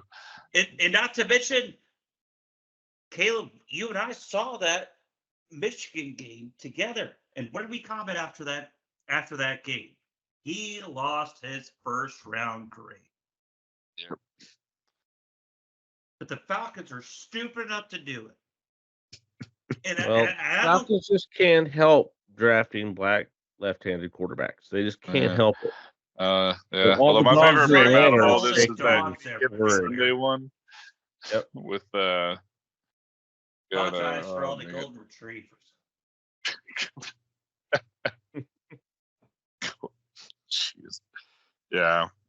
No, this is probably one of the dumbest picks, and we'll probably be on those top 10 shows that you see for years around. Seriously, I'm so sick and tired of some of these ESPN talking heads trying to get the benefit of the doubt to Atlanta. This was an idiotic pick. It was so fucking stupid. Now, and it will look like an idiotic pick unless Kirk Cousins gets hurt and Penix comes in and leads them to the division championship, takes them to the playoffs and wins the game in the playoffs. Now, if that happens, then they look brilliant. All right, Mr. Rose-colored glasses. All of a sudden, I'm just saying. I'm not saying devil's I know that's not going to happen. I'm just saying that yes, it's going to come down. This is going to be remembered as a terrible. So basically, what you're saying is it's going to take a miracle to redeem this pick. Is what I'm hearing. Because Cousins has been an Iron Man for most of his career. Exactly what I'm saying. It is going to have to be a miracle. But hey, that's what it is. You got to play with where you're going with on that. Any other draft stories you guys wanted to talk about before we wrap this section on up? Well, just the fact that overall, not to mention Penix, just the fact that desperation is a real thing. And we had 6 quarterbacks taken in the top 12. And Bo Nix going to Denver at 12. I feel that, I'm not He's sure probably starting for him. Oh, he will be starting for them. And I think it's a good fit for Sean. Starting Zach Wilson, that's for sure. Yeah, it's a good fit for Sean Payton's system. I don't think Bo Nix would have been able to fit in with a lot of other teams, but he actually may be able to be okay there. JJ McCarthy, getting taken at 10, and then the Jets getting Vishanu at 11, who I think could be a better offensive tackle than Joe Alt. So I think that was a really solid pick. I do want to say, firstly, I'll say thank you to the Bills because I think this player is way overrated, but I know you guys have different minds. When the Buffalo Bills traded for the Chiefs, which was the most idiotic thing to do. That's your biggest rival. Why trade with your rival, right? Yeah, exactly. Give them a guy that has Tyreek Hill speed. Yeah, 14 fastest combine in NFL history. But to me, he's got too many drops, so I'm not worried about him. It's like Marquise Brown, but just faster. Yeah, but also he didn't have Patrick Mahomes throwing him the ball. That doesn't make a difference. Drops are drops. That's mental. That's not how the ball's being thrown to you. I think he's in a better situation here, and I'm saying that as a Texas. But I know you got them rose-colored glasses for them Texas players. But no. I do to a point, but at the same time, you're playing now with a multiple. You're playing in one of the most stable systems with one of the best coaches and one of the best QBs we've had. Exactly. In NFL history. And so he's got a shot. Step up that have drop problems. Sometimes it's you get into a different situation with a quarterback of this, magnitude. There were guys that that would drop the ball that Brady made look like freaking, all-stars, all-pros. And I think a huge deal about this is that, again, I know that we talk about, but just the speed factor. Trying to replace Tyreek Hill. In my mind, trying to replace Rashee Rice. we don't know where he is going to be Mm-hmm. by the start of 2024. And did he bring in a guy that runs a combine record 4.21 with one of the most creative offensive minds of our generation? Who knows what they could do? There's a question mark. But like I said, And, me, and he's then, just and then Buffalo was stupid enough to yeah. trade with him. That's to like the deal golden with this rule of the guy trade. again. Don't trade with your rival. Like the Ravens will not No. trade with the Steelers unless they get a ransom back. Oh, yeah. By the way, Mhm. Chiefs, one of the best drafts also, too. Chiefs and the Eagles had great drafts, in all honesty. Now the Eagles are said they have great drafts, but did you hear the criticism of their GM today? He was from bashed the down Eagles? because he only drafts what all of the media pundits think is good drafts. That's why every time he takes they have a draft, all the media pundits are like, "Oh, what a great draft! Oh, it could be better because it's all the guys they would have picked." Maybe. So he's getting bashed as of this moment. He got two solid QBs or two solid cornerbacks, I think. So he did good there. Yes, you did good getting two cornerbacks when you lost the quarterback of your offensive line and your defensive line in Fletcher Cox and Jason Kelsey. Those are to me were bigger holes that they needed to fill other than cornerback. Because I mean, when it comes to defense, though, you get the what came first, the chicken or the egg. What's more important, secondary, the defensive line? Because if you have a really good defensive line, it makes your secondary look good. If you have really good secondary, it makes your defensive line look good. So it's kind of a catch-22 to go with. Who did what? I'm extremely happy they went cornerback the very first two picks that they had. I'm extremely happy about that. Because those guys aren't affected in every play. That's not like having a nose tackle like Fletcher Cox bearing down on your quarterback every single play. I'm okay with it. I'm absolutely okay with it. As far as Although they may only have one cornerback and a safety because old boy from Iowa, they have him linked as a safety too because then he'd be the first, white cornerback since Jason Sehorn. Yeah. Like, they labeled him a safety too, ultimately. So there. Yeah, that's like Bijan Robinson not being listed as a running back to me though in the Falcons' first step chart release. But I would assume Philadelphia, what they're selling, or running back 3, excuse me. Rightfully so, is that we have 2 first-round corners. Thank you very much. That's what they're selling to their fan base right now. Yep. And they did need QB help. They do. They may need HC help at the end of this season. Yep. Well, I think that's hit quite a bit here in the draft. If there's anything else we think of, we can throw it in here in the last segment of the night, Gumbo, which will be back here in just a few moments.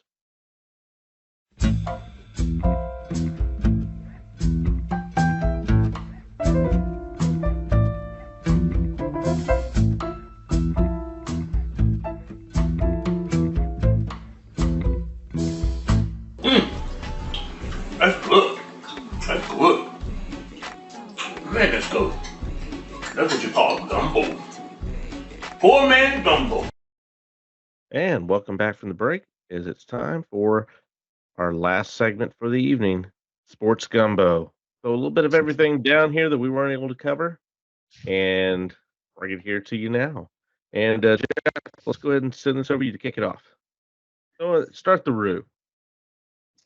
So Mike Trout needs surgery. Again. Not significant surgery. But the Angels did not set a timetable for surgery. What that surgery is torn meniscus, which for a normal person is really not that bad, but when you're a baseball player, that could be 4 to 6 weeks. Surgery will take place sometime this week. But with that being said, this comes after the debacle that has been Anthony Rendon for this team, which he's only played 385 of 972 games in 3 years, and they made a combined $208 million in salary. My question to y'all is, could this possibly be, not to go sport talking head here, but I'm going to do it. Could this be the last time we see Mike Trout play a game for the Angels? Nah. He'll keep No, I playing don't as long agree, as his body can hold up, which but is For the arguably Angels? getting shorter and shorter. I'm talking about for the Angels, though. Not Yeah, saying the in Angels, general. they're not going to trade him. oh, I mean, well, he's after lost a lot of his trade value, but they need him to bring folks to the market now. I will send you another question. After this injury, is it time we take Mike Trout off as the best player in baseball because he cannot stay healthy enough to continue being the best player in baseball? Oh, I sure. can agree with that. Yeah, I mean, I think Judge has surpassed him. That has gone past now. Yeah, very I true. mean, after, I would say, post-pandemic, he's not been a relevant player anymore. I don't know. I put a bet on Otani. That just went right over your head, didn't it? No, no, I know exactly what you're doing. Is that your next story? Because something came out about Otani going into how his interpreters went going through, California and Las Vegas casinos. So yeah. no, it didn't go over my head. Okay, good. So, you just kind of stared blankly at me when I made that joke, dad joke. So Well, I was like, yeah, it's a dad joke. about to That's why he was say, staring at me. He's like, that's the thing with dad wah. jokes. It's a dad joke when the dad doesn't realize. hey, what do you know when a joke? You know when a joke becomes a dad joke?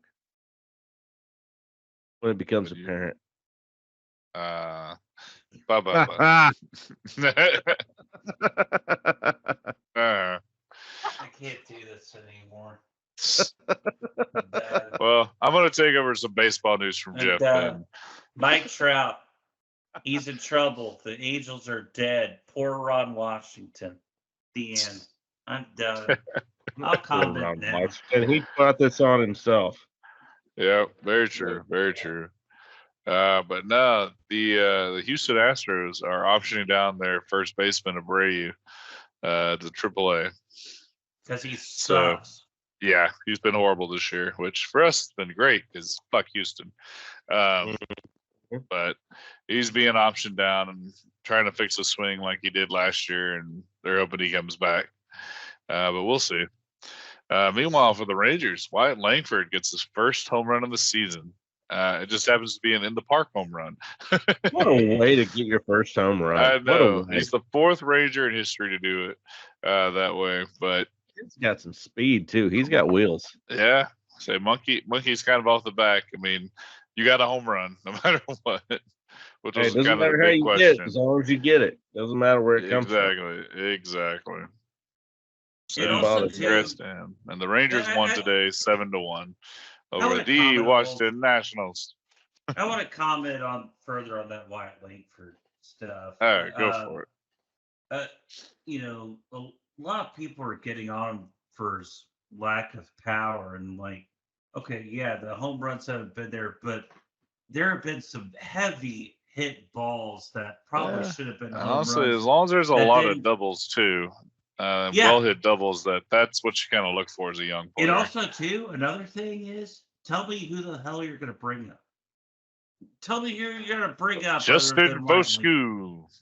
Everyone was expecting, with the way he came up, the way that he was touted as the next Mike Trout, they were expecting to have an Adolis Garcia on steroids. And that's what they were expecting to get, which there's another joke because everybody thinks Garcia is on steroids now. But that's the thing. Everybody was expecting this, and they had the higher expectations. We had this conversation when it came up of hey, enjoy what you're getting, but he's going to falter. There's going to be, I want him to suffer. I remember saying this, that I want him to not succeed right off the bat. I want him to have to struggle and learn how to succeed in the majors. And he's learning it. Now, is he coming up as fast as everybody wants to? No, but we're also spoiled with the young talent that we have and how quickly Very they true. come in and Yeah. be successful. We're very spoiled with that. Evan Carter We has don't spoiled want us, and Josh Young too. Or you, Yes. excuse me.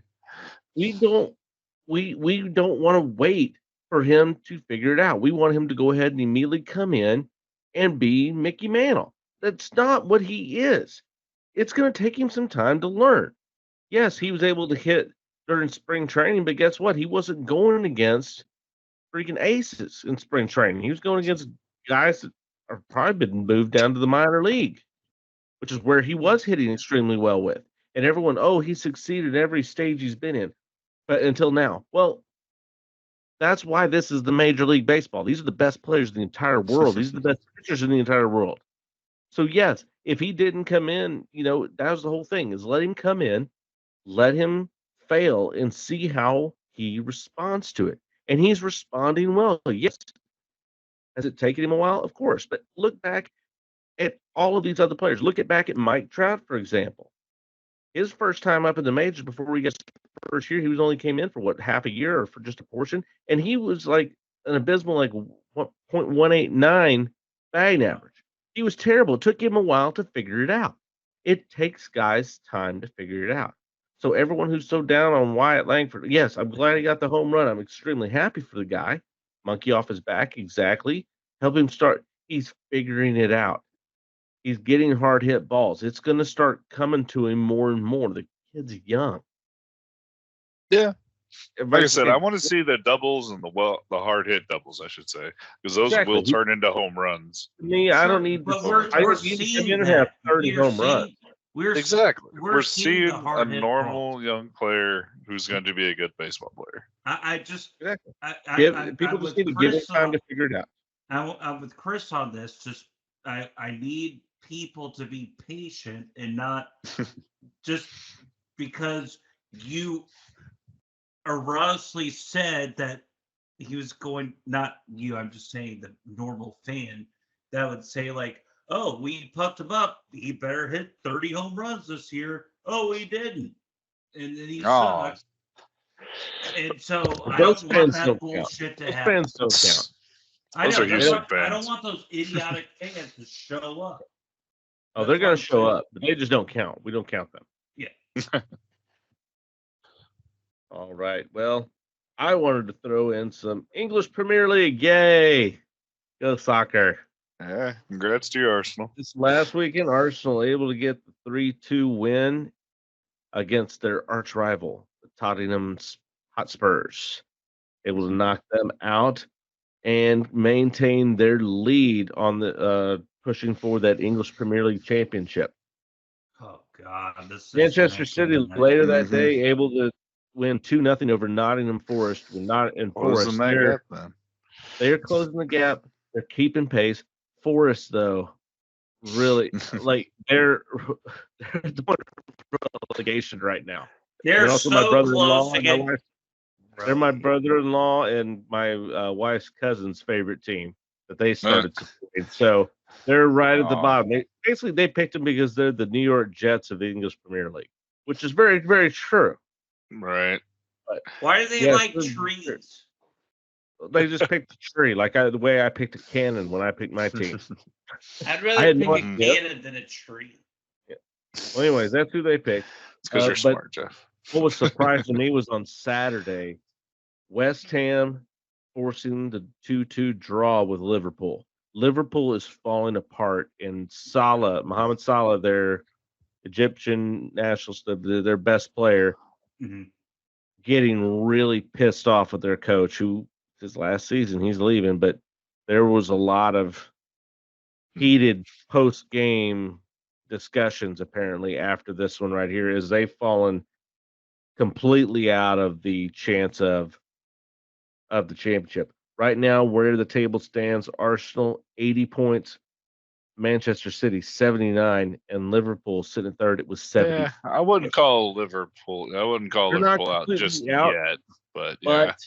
the way that They're on the they're wrong playing, directory. in the way that they're having to rest certain players now here at the end and play some of their mainly bench guys to help, rest some guys up just because the other guys have been playing so much all through the beginning of the season is really affecting them now. And apparently Liverpool does not look like the team they did a month ago.